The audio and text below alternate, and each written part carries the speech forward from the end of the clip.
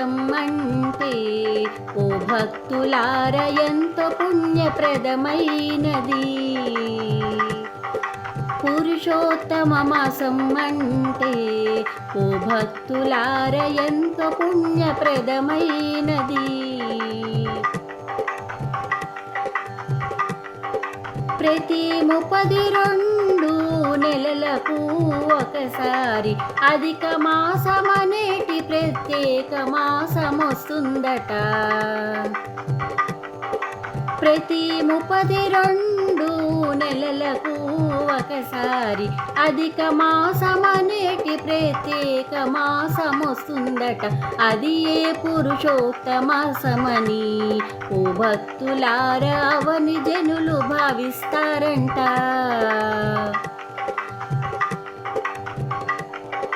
స్థితికారుడు అయినట్టి శ్రీ విష్ణుమూర్తికి పురుషోత్తమ మాసమంటే ఎంతగానో ఇష్టమంట.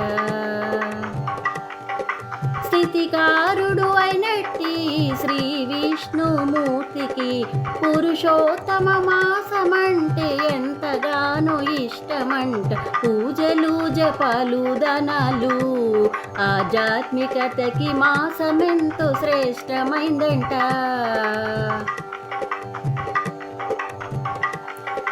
సత్కార్యములన్నవి ఇతర మాసముల కన్నా ఈ మాసములోన మనము నిష్ఠతో చేసిన చాలు. సత్కార్యములన్నవి ఇతర మాసముల కన్నా ఈ మాసములోన మనము నిష్ఠతో చేసిన చాలు. రెట్టింపు పుణ్య ఫలాలు ఓ భక్తులార మనకు దక్కి తీరుతాయంట.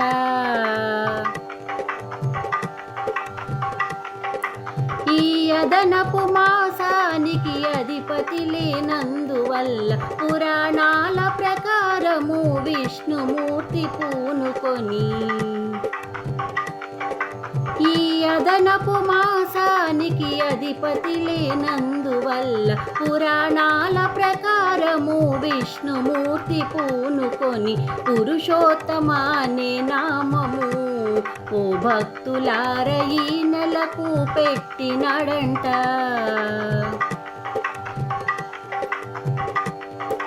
పురుషోత్తముడెవరో కాదు మోక్షానికి మూలమతడు. ఘోర పాపముల నుండి విముక్తి కలిగించువాడు. పురుషోత్తముడెవరో కాదు మోక్షానికి మూలమతడు. ఘోర పాపముల నుండి విముక్తి కలిగించువాడు.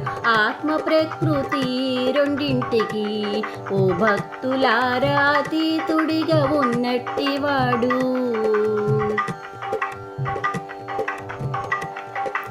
చాంద్రమానం సౌరమానం మధ్యనున్న వ్యత్యాసాన్ని ఈ అధిక మాసమే సరిచేస్తుందంట.